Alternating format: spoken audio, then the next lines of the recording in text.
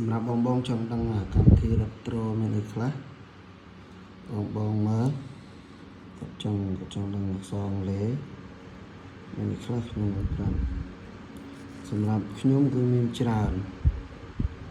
នេះកម្មវិធីនេះក៏រឹតបានអានេះក៏រឹតបាននេះយើងគ្រាន់តែចូលចេះមកចូលចំហ្នឹងមកបាទហើយយើងចុចចូលកន្លែងនេះបាទចុចចូលកន្លែងនេះមកយើងរឹតបានចុចចូលកន្លែងហ្នឹងមកយើងដូរ៉េ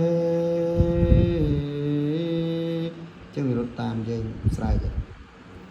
តើកម្មវិធីហ្នឹងមានអក្សរអង់គ្លេសឈ្មោះអីបាទនេះឈ្មោះអក្សរអង់គ្លេសនៅពីក្រោមហ្នឹងបងនេះអក្សរអង់គ្លេសនៅក្រោមហ្នឹងបាទហ្នឹងមួយទៀតដែលបងប្អូនយើងអាសាររឹតនេះកម្មវិធីនេះភាគច្រើនគឺគេអាសាររឹតកម្មវិធីហ្នឹងស្រួលរឹតដូចគ្នាយើងក៏ចូលមកពុកមក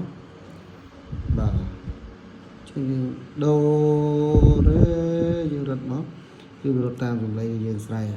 តើកម្មវិធីនេះមានអក្សរអង់គ្លេសគេនេះវាយតាអក្សរអង់គ្លេសក្រោមបងវាយតាអក្សរអង់គ្លេសពីខាងក្រោមនេះមកវាយទៅគឺចាញ់ហើយ